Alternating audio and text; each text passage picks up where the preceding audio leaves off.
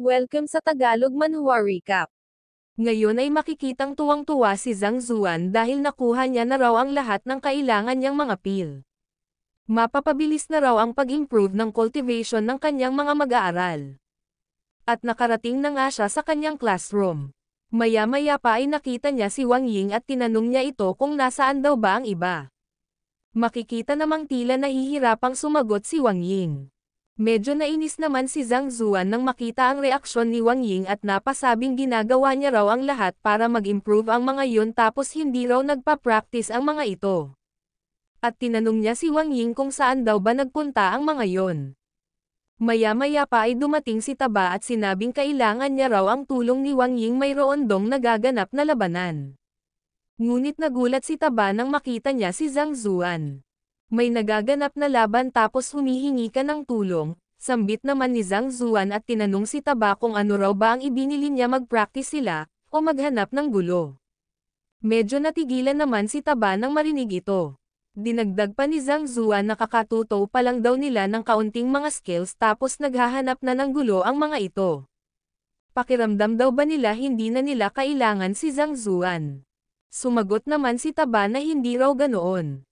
Ngayon daw kasi nag-distribute ang Academy ng mga cultivation resources tapos sinabi raw nang nag-distribute na si Zhang Zuan daw ang pinakamahina na guro kaya hindi raw sila binigyan ng mga ito. Kaya nagalit daw sila at nagkaroon ng pagtatalo. Nagtaka naman si Zhang Zuan nang marinig ito. At lumipat ang eksena sa Resources Department. At makikita ang pagtatalong nagaganap. Sinabi ni Xingyang na pinatunayan na raw ng Alchemist Union ang innocence ni Mr. Zhang Zuan. Kaya bakit daw ba ayaw silang bigyan ng mga ito ng mga resources?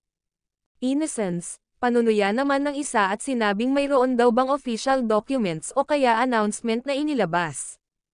At dahil wala raw si Zhang Zuan pa rin daw ang pinakababong guro na nakakuha ng 0 sa Teacher's Qualifications Assessment.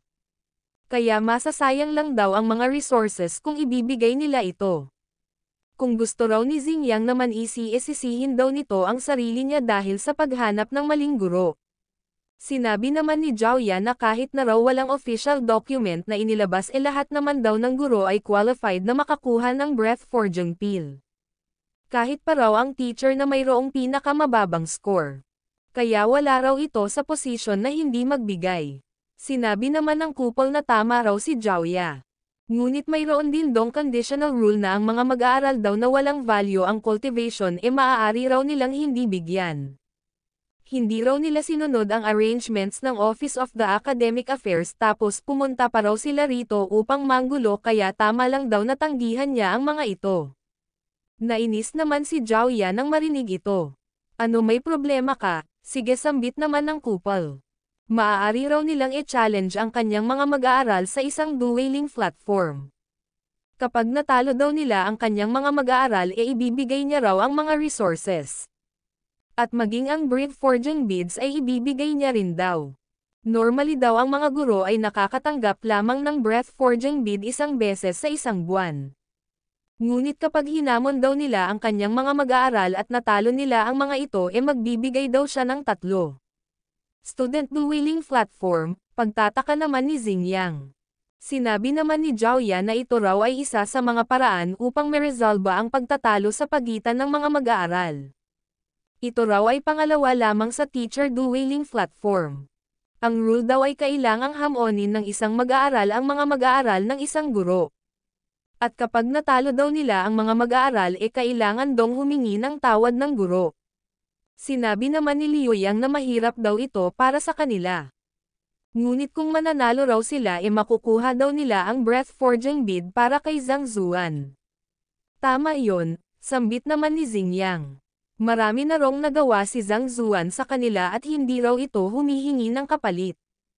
Kaya bilang mag-aaral ni Zhang Zuan kailangang may gawin daw sila para sa kanya. Marahil daw hindi kailangan ni Mr. Zhang Zuan ang resources na ito ngunit siya lang daw ang guro na hindi binigyan nito. Kailangan daw nilang ipaglaban ang dignidad ni Zhang Zuan kahit na anong mangyari. Sinabi naman ni Xingyang na ganon din daw ang tingin niya. At ngayon daw nawala si Zhang Zuan sa academy kailangan daw nilang ipaglaban ang kanyang dignidad. Paprotektahan daw nila ang dignidad ni Zhang Zuan, sambit naman ni Zhao Ya. At naghamon na nga si Xingyang. Sinabi naman ng kupol na guro na tama daw ang desisyon nila. Hindi raw nila ito pagsisisihan. At tinawag niya ang kanyang mga mag-aaral. At sinabing turuan daw nila ng leksyon ang mga ito. Talunin daw nila ang mga ito at ibibigay niya ang breath-forging powder. Sinabi pa ng kupol na guro na mayroon daw siyang 47 na mga mag-aaral. Wala raw siyang paki kung ilan ang sasali sa kanila, basta natalo lang daw nila ang lahat ng mga mag-aaral niya panalo na sila. Nagulat naman ang tatlo nang marinig ang bilang ng mga mag-aaral. Sinabi naman ni Xingyang na hindi na raw sila maaaring umatras ngayon. At sinabing hindi pa raw nakaka-recover ang dalawa sa kanilang mga injury, kaya siya na raw ang mauuna. Napasambit naman ang dalawa sa pangalan ni Xingyang nang marinig ito. Sa kabilang dako ay napaisip naman si Zhang Zuan nang marinig niya ang pangalang Zhou Chan. Hindi niya raw ito na-offend sa buhay niya noon at ngayon, kaya bakit daw bati na target siya nito. Sinabi naman ni Taba na narinig niya raw na ang taong ito raw ay isa sa mga mag-aaral noon ni Elder Shang. At si Elder Shang din daw ang tumulong upang makapagtrabaho ito dito sa academy. Ganoon ba? Sambit naman ni Zhang Zuan. At sinabing hindi raw madali na siya ay ipahiya. Sa kabilang dako naman ay makikitang nagkakaroon na ng labanan. At makikitang napa-atres ang dalawa. At makikitang may galos na si Xingyang at napasabi ito na kailangan niya raw na magpakatatag, kailangang gawin niya raw ito. Sinabihan naman si Xingyang ng isang mag-aaral na ano raw ba ang problema, siya raw ay pang-anim pa lang tapos hindi na raw kaya ni Xingyang. Maya-maya pa ay umatake ito at sinabing ito lang daw ba ang kaya ni Xingyang, ano raw ba ang naisip nito, at hinamon niya si Mr. Zhou. Napapikit naman si Xingyang nang makita niyang paparating na ang atake. Maya-maya pa ay dumating si Zhang Zuan at sinalo ang atake. Nagulat naman ang mag-aaral dito. Nagalit naman ang kupol dito at sinabing ano raw ba ang ginagawa ni Zhang Zuan. Ang mag-aaral niya raw ang naghamon. Gusto raw bang saktan ni Zhang Zuan ang mag-aaral niya bilang isang guro? Saktan ang iyong mag-aaral, sambit naman ni Zhang Zuan at sinabing masyado raw itong nag-iisip sa baywasak sa sandata ng mag-aaral. At napasabi sa kanyang isip na hindi niya raw hahayaan si Xingyang at ang iba pa na masaktan ngayon. Dahil kung ganoon daw ang mangyayari, sigurado raw na matatalo siya sa teacher evaluation. Sinabi naman ng kupol na kung ganoon daw bakit bigla na lang daw nakialam si Zhang Zuan sa student dueling platform. Ang mag-aaral daw ni Zhang Zuan ang naghamon at 5 na raw sa mga mag-aaral niya ang nasaktan. Kaya kahit hindi pa raw ito gusto ni Zhang Zuan, magpapatuloy daw ang duel. Maliban na lang daw kung susuko si Zhang Zuan at aamin na ang mga mag-aaral nito ay mas inferior kaysa sa kanyang mga mag-aaral. Susuko. Managinip, kasambit naman ni Xingyang. At isinigaw na hindi niya raw hahayaang tanggapin ni Mr. Zhang Zuan ang pagkatalo kahit maging buhay niya pa raw ang kapalit. Pinatigil naman ni Zhang Zuan si Xingyang at sinabing hindi niya raw gagawin yun, hindi niya raw tatanggapin ang pagkatalo. Sumigaw naman ang kupol na kung ganoon daw umalis na raw si Zhang Zuan sa platform. Ang mga guro daw ay hindi dapat na makialam sa laban ng mga mag-aaral. Gusto raw ba talaga ni Zhang Zuan na mangbuli ng mga mahihina? Sinabi naman ni Zhang Zuan na kumalma lang daw ito. Hindi raw siya tatanggap ng pagkatalo, ngunit hindi niya rin daw sinabi na hahayaan niya na magpatuloy ang laban. Sinabi naman ni Mr. Zhou na gusto raw bang itigil ni Zhang Zuan ang laban, nagsimula na raw ito at kailangan daw itong matapos. Huli na raw para magsisi pa ngayon. Sinabi naman ni Zhang Zuan na nirerespeto niya raw ang desisyon ng kanyang mag-aaral. At ngayon daw na hinamon ng mga ito ang mga mag-aaral ni Mr. Zhou, syempre hindi raw siya nagsisisi rito. Ngunit sa tingin niya raw boring ang student dueling platform. Kaya bakit hindi raw nila ito upgrade at gawing teacher dueling platform? At makikita naman ang pagkagulat ng mga mag-aaral ni Zhang Zuan nang marinig nila ito. Maging ang mga mag-aaral ni Mr. Zhou ay nagulat din dito. Sinabi pa ng isa na nababaliw na raw ba si Zhang Zuan. Sinabi naman ng isa na ano raw ba ang problema nito. At sinabi naman ng isa na ang teacher dueling platform daw ay ang paghamon ng isang mag-aaral sa isang guro. Nahihirapan ng araw ang mga mag-aaral ni Zhang Zuan na talunin ang mga mag-aaral ni Mr. Zhou tapos ngayon gusto pa raw ni Zhang Zuan na makalaban ng mga mag-aaral niya si Mr. Zhou. Teacher dueling platform, sambit naman ni Mr. Zhou at nagtanong na gusto raw ba ni Zhang Zuan na i-challenge siya ng mga mag-aaral nito. Ano natatakot ka? Sambit naman ni Zhang Zuan. Natawa naman si Mr. Zhou dito at sinabing naghahanap raw ba ng kamatayan si Zhang Zuan at pumayag na ito. Dinagdag pa ni Mr. Zhou na bibigyan niya raw si Zhang Zuan ng 10 breath-forging bead pag nanalo ang mga mag-aaral nito ngunit kapag natalo raw si Zhang Zuan wala raw siyang kukunin. Gusto niya lang daw na lumuhad si Zhang Zuan sa harap niya. Sumagot naman ng okay si Zhang Zuan at napasabing sana raw ay tuparin ni Mr. Zhou ang pangako nito. Nag-alala naman si Zhao Yarito at napasabi sa kanyang isip na ang cultivation daw nila ngayon ay nag-improve ngunit napaka-imposible raw na matalo nila ang isang guro. Kaya bakit daw ito sinuggest ni Zhang Zuan? Maya-maya pa ay pinaalis na ni Mr. Zhou ang mag-aaral niya na nakalaban ni Xingyang kanina. At tinanong nito si Zhang Zuan kung gusto raw ba nito na labanan siya lahat ng mga mag-aaral ni Zhang Zuan ng sabay o one-on-one lang. Sumagot naman si Zhang Zuan na natatakot daw siya na baka hindi kayanin ni Mr. Zhou ang alinman sa dalawa. At sinabing magpapadala lang daw siya ng isang random na mag-aaral na makakalaban ni Mr. Zhou. At makikitang ang pinili ni Zhang Zuan si Xingyang. Nainis naman si Mr. Zhou dito at sinabing ibibigay niya na lang daw ang moment kay Zhang Zuan ngayon. Luluhod din naman daw ito sa harap niya mamaya. At makikita nga ang pag-aalinlangan sa mukha ni Xingyang. Sinabi naman ni Zhang Zuan kay Mr. Zhou na maaari raw ba muna niyang turuan ng ilang spear technique si Xingyang bago magumpisa ang laban. Sumagot naman si Mr. Zhou na hindi raw ba napaka-late na para gawin pa ito ni Zhang Zuan ngayon. Sumagot naman si Zhang Zuan na hindi naman daw hanggat makakatulong lang daw ito na matalo si Mr. Zhou. At sinabi ni Zhang Zuan na may ituturo raw siya kay Xingyang. Kaya manood daw ito ng mabuti at subukang i-master ito. At ipinakita na nga ni Zhang Zuan ang teknik na siya namang ikinagulat ni Xingyang. Napasabi naman si Mr. Zhou sa kanyang isip na anong klaseng spear technique daw ba yon. Ngayon lang daw siya nakakita ng ganito kasama na guro. Maya-maya pa ay tinanong ni Zhang Zuan si Xingyang kung na-master niya na raw ba ito.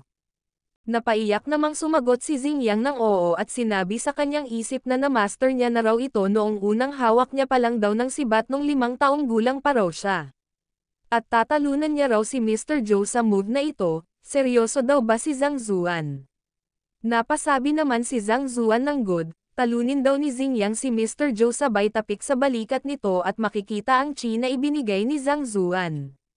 Na siya namang ikinagulat ni Xingyang. Maya-maya pa ay sinabihan ni Zhang Zuan si Xingyang sa pamamagitan ng sound transmission na wag daw itong mag-resist, tanggapin daw nito ang chi niya. At i-adjust daw ni Xingyang ang kanyang paghinga.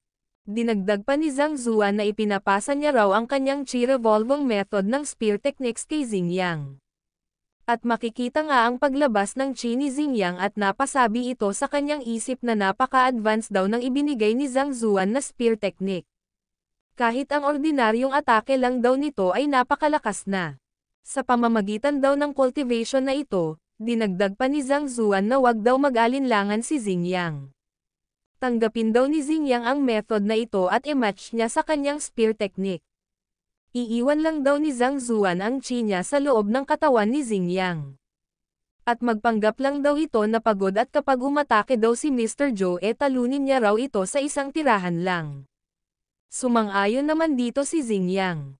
Sinabi naman ni Mr. Zhou na nahihirapan ng araw si Xingyang na hawakan ang sibat niya kaya magtatanong daw siya sa huling pagkakataon. Sigurado raw ba ito na lalabanan siya nito? Ngunit sumagot lang si Xingyang na umatake na raw ito. Nainis naman si Mr. Zhou nang marinig ito at sinabing balak raw ba talagang i-abandon ni Zhang Zuan ang kanyang mag-aaral upang mapahiya lang siya nito. Ni hindi nga raw nito kayang pumatay ng manok gamit ang teknik na iyon. Ngunit siya pa raw ang gustong labanan nito. Ano raw ba ang tingin ni Zhang Zuan? Mas mahina pa siya sa manok. At sinigawan niya si Zhang Zuan. Sinabi naman ni Zhaoya na ano raw ba kaya kung palitan niya na lang si Xingyang. Sumagot naman si Zhang Zuan na hindi na raw kailangan. Manood lang daw ito. Sinabihan naman ni Xingyang si Mr. Zhou na maging gentle lang daw ito. Sumagot naman si Mr. Zhou na imposible raw yon na mangyari, sisihin daw nito si Zhang Zuan. Sinabi naman ni Xingyang na kung ganoon sana patawarin daw siya ni Mr. Zhou kung magiging bastos siya. At makikita ang umatake na si Mr. Zhou. At makikita ang bagong stance ni Xingyang. At nagsabing ito na raw ang pagkakataon niya. At umatake ito at makikita ang isang ahas na nabuo sa kanyang teknik na siya namang ikinagulat ni Mr. Zhou. At sinalo nito ang lahat ng atake. At napasabing ano raw ba ang move na ito. Mukhang na-set up daw siya ni Zhang Zuan. At tumilapon ito pabalik sa kanyang mga mag-aaral. At tila wala na itong malay nang bumagsak. Hindi naman makapaniwala ang kanyang mga mag-aaral. Ano raw ba ang nangyayari? Sinira daw ba ni Mr. Zhou ang rule at gumamit ito ng buong lakas niya, ngunit na knockout pa rin ito sa isang tirahan lang. Nasiyahan naman si Zhang Zuan sa kanyang nasaksihan at napasabi sa kanyang isip na natuto daw agad si Xingyang sa loob lang ng napakaikling panahon. Kaya bibigyan niya raw ito ng 70 puntos para sa acting at 40 puntos para sa move. Napatanong naman ang mga mag-aaral kung kailan daw ba naging ganito kalakas si Xingyang. At nagbigay galang si Xingyang kay Mr. Zhou. At sinangil ito. At pinakuha na nga ni Mr. Zhou ang breath-forging bead sa kanyang mag-aaral. Nagtanong naman ang mag-aaral kung sigurado raw ba si Mr. Zhou, ngunit sumigaw lang si Mr. Zhou at sinabing kunin na raw nito ang sinasabi niya. At nakuha na nga ni Xingyang ang pil. Napasabi naman sa kanyang isip si Mr. Zhou na ano raw ba kung makuha ni Zhang Zuan ang mga beads. Ang mag-aaral naman daw ni Zhang Zuan ang kumuha nito para sa kanya. Kaya hindi niya raw ito deserve. At nakakahiya raw na tanggapin ito ni Zhang Zuan. Nagulat naman si Zhang Zuan nang makita ang mga beads. At sinabihan ang kanyang mga mag-aaral na dahil lang daw dito, magpapakamatay na sila. Maya-maya pa ay tinapakan ito ni Zhang Zuan na siya namang ikinagulat ng kanyang mga mag-aaral. Hindi naman makapaniwala si Mr. Zhou rito at napasabing iyon daw ay 10 breath-forging bead at iyon daw ay nagkakahalaga ng 100,000 gold coins. Tapos sinira lang daw iyon ni Zhang Zuan. Sinabi naman ni Zhang Zuan na wala rong dapat na ikagulat. Ang breath-forging bead daw ay nakakatulong sa mga cultivators na mag-gather ng qi. Ngunit nakaka-addict raw ito kapag nasobrahan. At ito raw ay masama sa kanilang future cultivation. Kaya may inihanda raw siya para sa kanila. At dadagdagan niya na lang daw ito kapag naubos na nila ito. Nagulat naman ang mga mag-aaral nang makitang ito pala ay breath-forging pil. Nagtanong naman si Zhaoya kung para sa kanila raw ba ito lahat. Sumagot naman si Zhang Zuan ng syempre. At bilang mag-aaral niya raw hindi na raw nila kailangang makipaglaban para sa bagay na ito. Maya-maya pa ay binigay ni Zhang Zuan kay Wang Ying ang bote ng Body Nourishment Medicinal Solution. Ito raw ay para sa meridian at injured na mga binti ni Wang Ying. Halo niya raw ito sa kanyang tubig na pangligo sa loob ng 3 araw at gagaling na raw siya ng tuluyan. Sinabi naman ni Zhang Zuan na si Liu Yang daw ay nag-aaral ng maling martial arts kaya ibibigay niya raw ang Meridian Rejuvenation Pill dito. Ito raw ay binigay sa kanya ng Alchemist Union. Kunin niya raw ito at mag-focus sa kanyang cultivation. Gagaling daw rito ang kanyang mga lumang injury sa loob lang ng maikling panahon. Body Nourishment Medicinal Solution mula sa Alchemist Union, sambit naman ng mag-aaral ni Mr. Zhou. Napatanong naman ang isa kung narinig niya raw ba ang tungkol dito. Sumagot naman ang isa na syempre oo, ang pill daw na ito ay mabilis na nakapagpapagaling ng injured meridians. At base raw sa mga narinig niya, ang isang bote raw nito ay nagkakahalaga ng 300,000 gold coins. Nagulat naman ang isang mag-aaral nang marinig ito. Sinabi naman ng isa na narinig niya raw na ang Meridian Rejuvenation Pill ay nagkakahalaga ng 200,000. Sinabi naman ng isa na kung ganoon daw ipinamimigay lang daw ni Mr. Zhang Zuan ang 500,000. Sinabi naman ng isa na wag niya rin daw kalimutang nagbigay din daw si Zhang Zuan ng breath-forging pills. At ang lahat-lahat daw ng mga ito ay nagkakahalaga ng lampas 1 milyon. Napakabait daw ni Zhang Zuan. Dinagdag pa ng isang mag-aaral na sa tingin niya raw ba tumatanggap pa si Mr. Zhang Zuan ng ibang mag-aaral. Gusto niya rin daw itong maging guro. Sa kabilang banda ay parang pinagsususuntok naman si Mr. Zhou sa kanyang mga narinig. At napasabing talagang sinasadya raw ni Zhang Zuan ang lahat ng ito. Maya-maya pa ay sinabi ni Zhang Zuan na umalis na raw sila rito. Huwag na raw silang magsayang ng oras at magsimula ng mag-cultivate. Sinabi naman ni Zhao Ya na salamat daw sa mga ibinigay ni Zhang Zuan na mga pil ngunit hindi raw nila ito matatanggap. Tinapik naman ni Zhang Zuan ang balikat ni Zhao Ya at sinabing mag-cultivate lang daw sila ng maigi at ipanalo ang teacher's evaluation. Sinabi naman ng apat na wag daw mag-alala si Zhang Zuan, gagawin daw nila ang best nila. Hindi raw nila ito ipapahiya. Maya-maya pa ay sinabi ni Zhang Zuan na sumama raw sa kanya si Xingyang. Sumang-ayon naman ito, at nag-usap na nga ang dalawa. Nagtanong naman si Xingyang tungkol sa spear technique na itinuro ni Zhang Zuan kanina. Sinabi naman ni Zhang Zuan na naimbento niya raw ito kailan lang. At ituturo niya raw kay Xingyang ang complete spell nito sa susunod. At sinabing hindi raw ito maaaring ituro ni Xingyang sa iba nang walang pahintulot niya. Napasabi naman sa kanyang isip si Xingyang na ang teknik daw na ito ay nakafocus sa intent kaysa sa appearance. At ito raw ay maaaring maging pangit o maaaring maging napakahusay. At ito raw ay higit na mas malakas kumpara sa ibang mga spear techniques. Sinabi naman ni Zhang Zuan na ang teknik daw na ito ay napakasimple ngunit ito raw ang basehan ng lahat. Mayroon na lang dong 10 araw na natitira kaya umaasa daw si Zhang Zuan na magkakaroon ng breakthrough si Xingyang. Sumagot naman si Xingyang na makakaasa daw si Zhang Zuan. Nagtanong naman si Xingyang kung ano raw ba ang pangalan ng teknik na ito. Sumagot naman si Zhang Zuan na hindi niya pa raw ito napapangalanan. Pangalanan na lang daw ito ni Xingyang kung ano ang gusto niya. Sumang-ayon naman si Xingyang dito. At sinabi ni Zhang Zuan na aalis na raw siya dahil may gagawin pa raw siya. Kaya ipagpatuloy lang daw ni Xingyang ang kanyang cultivation. Huwag daw itong mag-isip ng ibang bagay.